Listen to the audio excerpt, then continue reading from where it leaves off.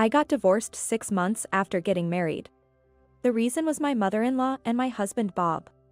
They called me a member of the family, yet on the other hand, they completely alienated and pushed me away.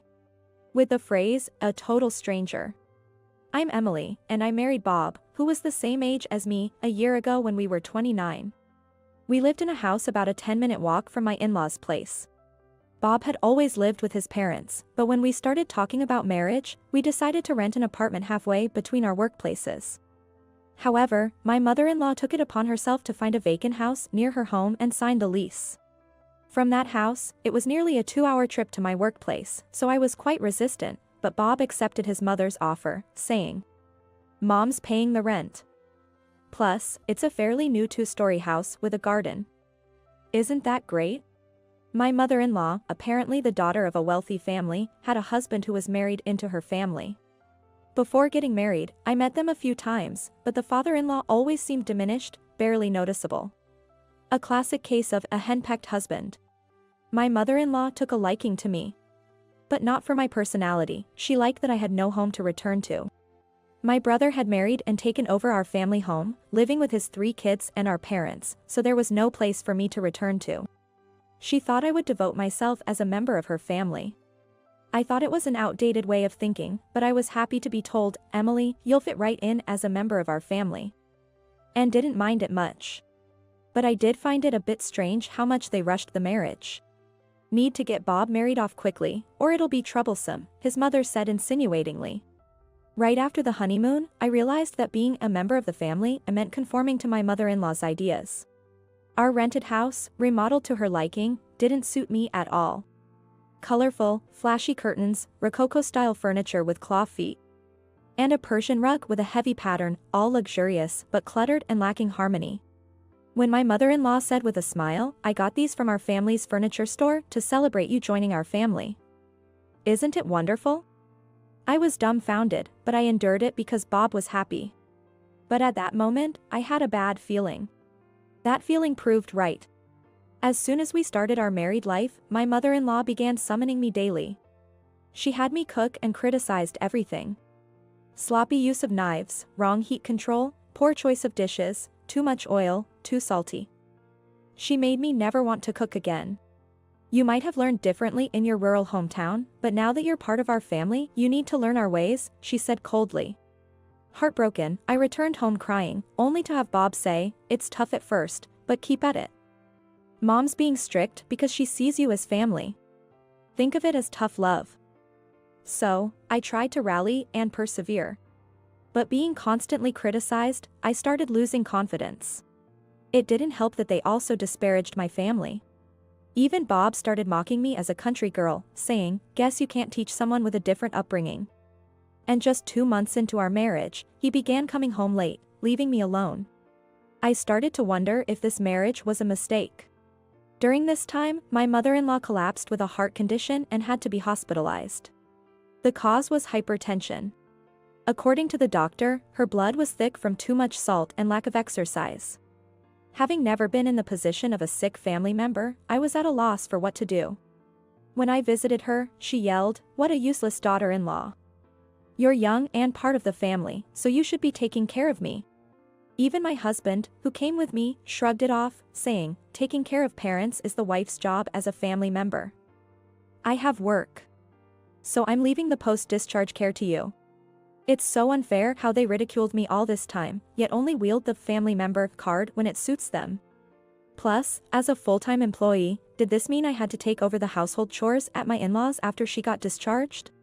When I brought this up to Bob, he said, "Then quit your job. As a family member, you should prioritize family over work." I was fed up.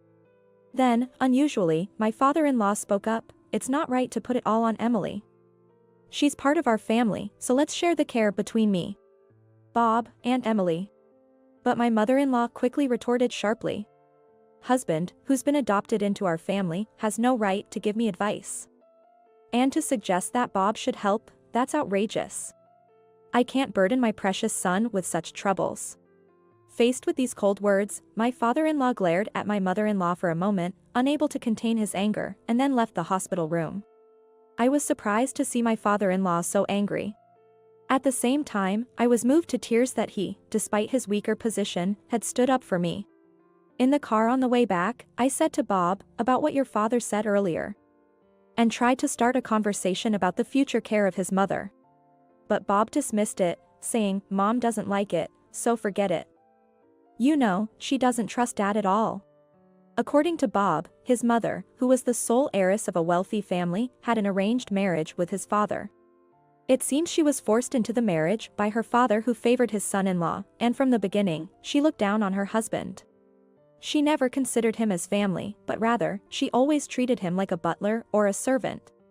"That's so sad for your father." I couldn't help but blurt out. To which Bob replied, "Mom only considers me as family.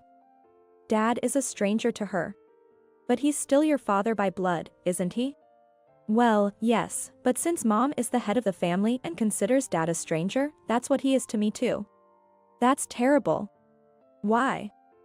"Our family has a long lineage, and Dad, being an outsider, doesn't change his lineage." To Mom, only blood relations are trustworthy in the end. Shocked, I asked for confirmation. "So, I'm a complete stranger to both you and your mother since there's no blood relation, right?" "Well, yeah, that's about it." So much for being a part of the family. I was so angry that I decided to cut ties with such a family. After my mother-in-law was discharged, she became even more domineering. Since the original cause was hypertension, her diet needed to be the first thing to change. But since she had always ridiculed my cooking as too rural, I had no intention of cooking for her anymore. What about mine and Bob's meals? Meals cooked by a country girl like me are not suitable for someone suffering from illness. What's with that attitude? How dare you speak to me like that, a mere daughter-in-law? Oh. So I can do it? I like strong flavors, so I'll be generous with salt, pepper, and sauces. Even if you're my daughter-in-law, how can you treat your mother like this? Well, if we're not related by blood, that means we're strangers, right? Why should I bother being considerate to such a person? As I coolly responded, my mother-in-law was speechless. She immediately called Bob, who was at work, and started complaining loudly. I thought to myself, let her bark, but to my surprise, Bob left work early and came home. "What did you say to Mom?" "How could you, as a wife?" I was appalled at his mama's boy attitude. "Wife? What's that?" "What? A wife is a wife. I became your wife, but I never intended to be a daughter-in-law of this house. What kind of nonsense is that? Not even making meals for Mom. I won't cook for you anymore either. You probably didn't notice this morning since you never eat breakfast." "Why not?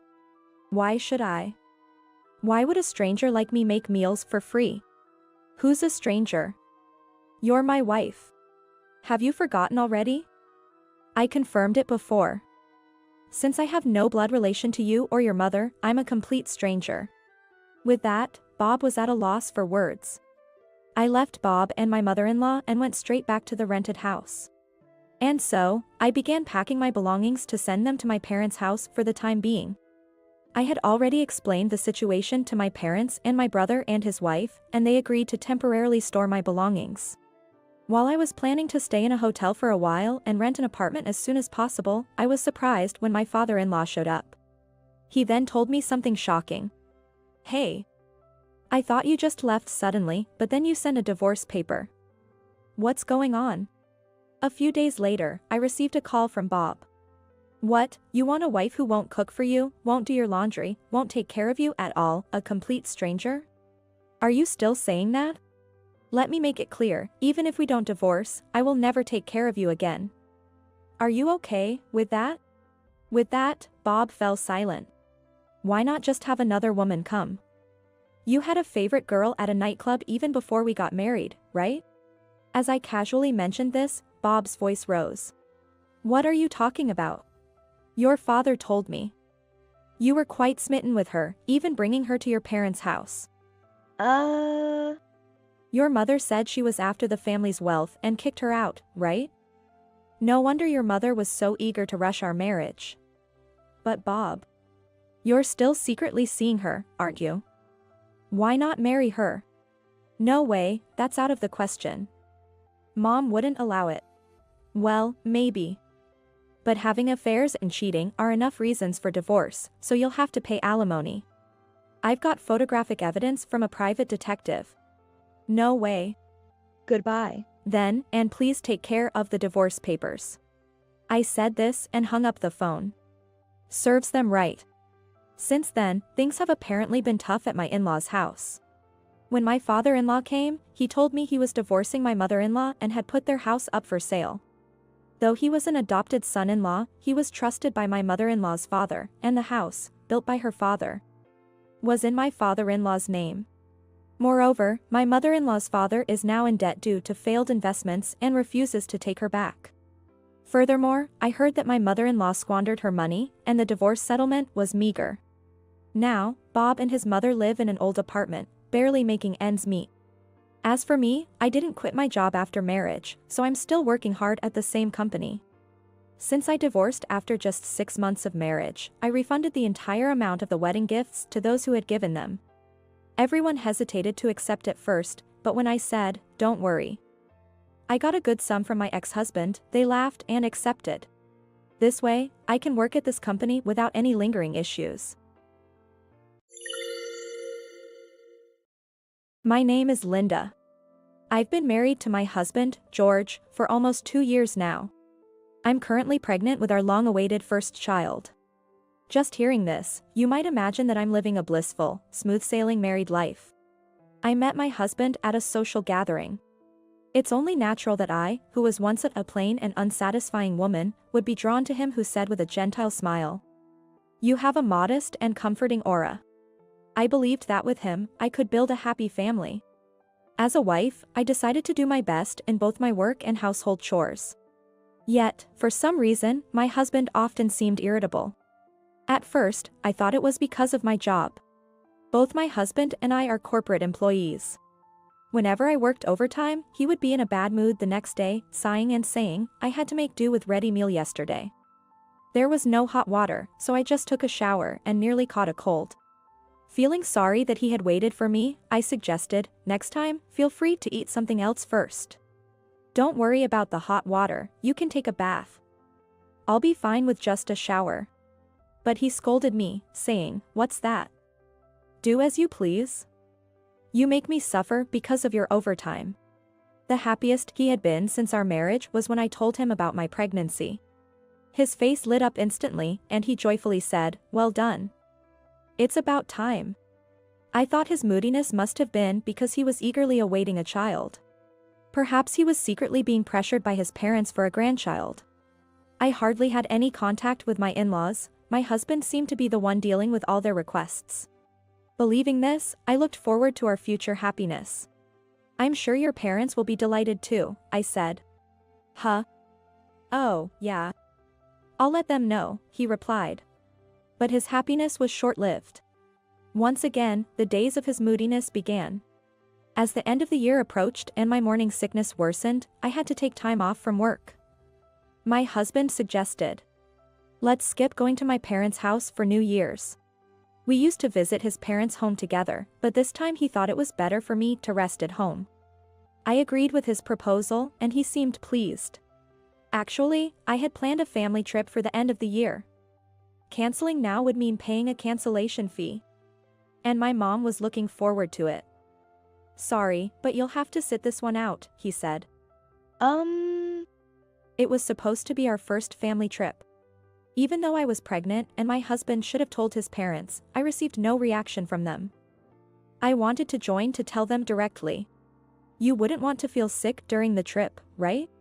"Right, I understand. Please give my regards to your parents," I replied. That was all I could say. A few days later, he left for the trip with a large suitcase. Spending New Year's alone was lonely. In an attempt to cheer myself up, I decided to visit the nearby cake shop. I could eat my favorite jelly as much as I wanted. It was essentially binge eating. "Oh, isn't that Linda?" As I was leaving the store, I recognized the voice calling out to me. It was my mother-in-law. Wait, wasn't she supposed to be on a trip? I heard we wouldn't be doing New Year's visit this year, and I was worried about your health. But seeing you out and about like this is a relief. she said, concerned about my condition. She was apparently on her way to our apartment. She said with a giggle, "Linda, you like the cakes from here, right?" I just picked something at random for George. I was utterly confused by her cheerful demeanor. Mom, what about the trip? Oh, that. I started a part-time job recently and was asked to switch shifts unexpectedly. But George had gifted us a parents-only spa trip. So I contacted the inn and postponed it by a week. A parents-only spa trip?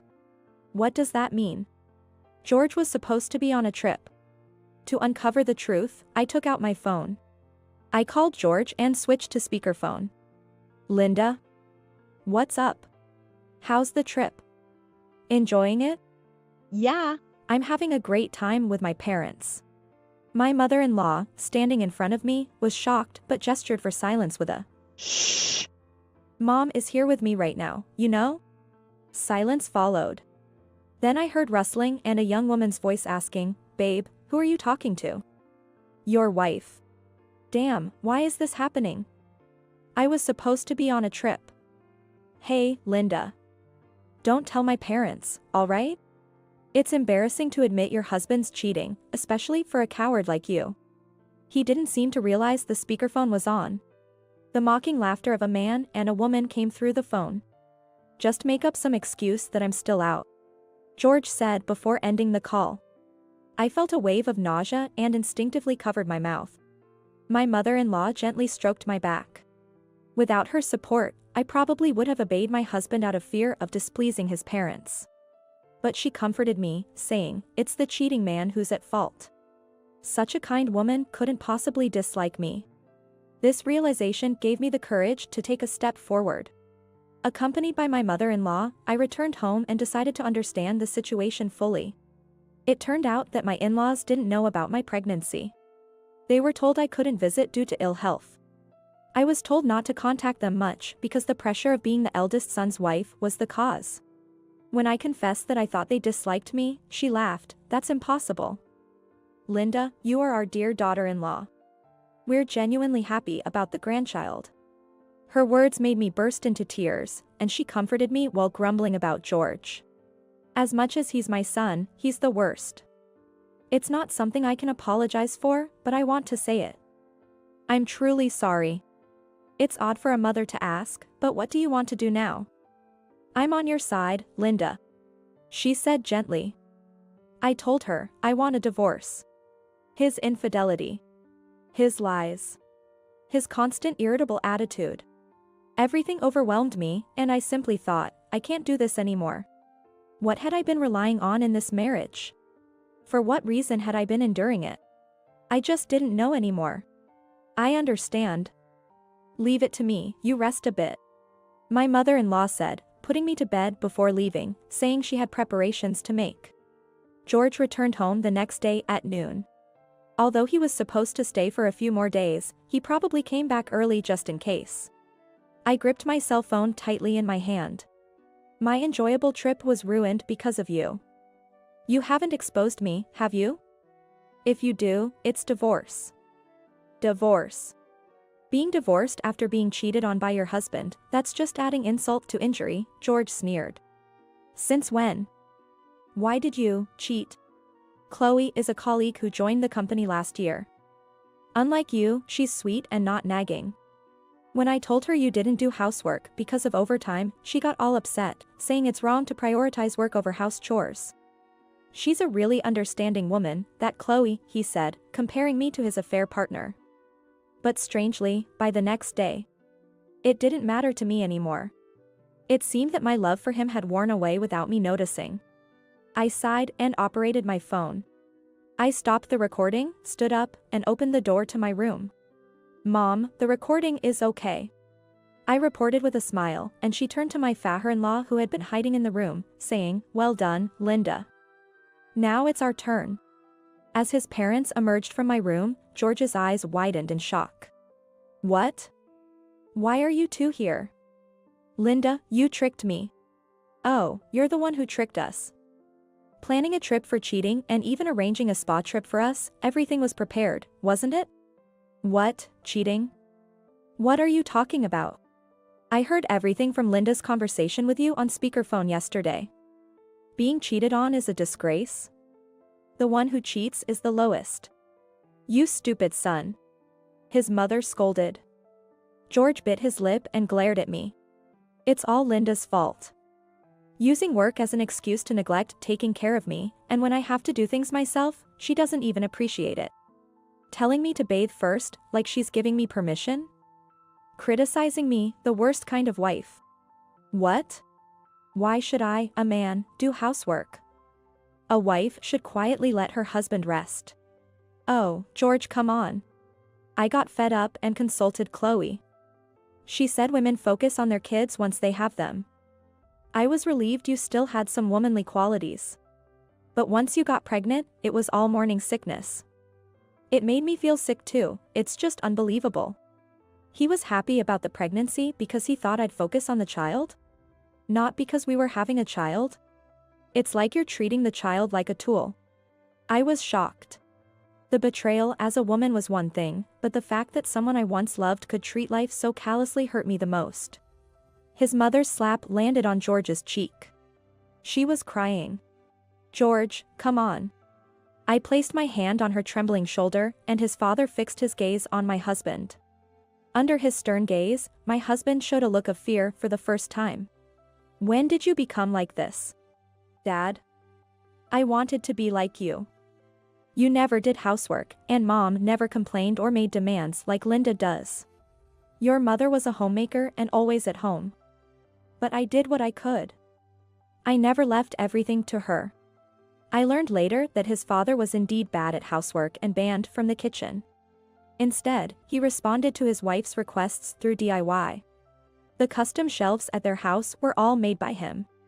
George must have seen it but chose to ignore it. Even if I was a male chauvinist, how does that justify neglecting a pregnant wife? To use the life of our child, my grandchild, as a distraction from your affair? His father muttered in dismay. So, it's all Linda's fault. Marrying her was the mistake. At this point, George was yelling like a child. Something in me snapped. Excuse me? You're the one at fault, you lowest of the low. My spontaneous outburst left everyone speechless. It was the first time I had ever yelled at George. What's wrong with being sick morning to night? I'm pregnant. You should be caring, you worst kind of husband, man, and human being. Embarrassed about being divorced? Bring it on. I'll divorce you or whatever else it takes. I think I yelled enough for a lifetime. After that, the divorce went smoothly since I had recorded George's confession of his affair. I received a settlement of $20,000 and child support from my ex-husband, and the property division was completed. The affair partner, upon seeing the demand for damages, tried to play innocent, claiming, I didn't know he had a wife. But when told that George had confessed everything, she became irate and said, how dare a woman who's been dumped by her husband act so high and mighty? I had become much stronger. Not even an apology, and you have the nerve, I thought, refusing to reduce the $15,000 claim. She came to her senses and apologized, but I naturally refused. My ex-husband asked the affair partner to cover his alimony, but since he lost my income, he couldn't even afford the rent for the apartment and was struggling to pay his own alimony, so she refused. In an act of spite, Chloe, the affair partner, spread rumors at work claiming that she was troubled by being pursued by my ex-husband. Apparently, this led to him being completely shunned by his colleagues. However, it eventually came to light that the affair partner herself was involved with several men within the company. One of these men was the son of a high-ranking executive, and before the rumors could spread any further, she was fired. My ex-husband was disowned by his parents and became uncomfortable at his job. He seemed to think that reconciling with me would change his situation. When he sought to reconcile, I firmly rejected him, saying, no. Marrying you was a mistake. I won't repeat the same mistake ever again. I've changed my phone number, so there's no more contact. Now, I'm looking forward to starting anew and living a wonderful life with my unborn child.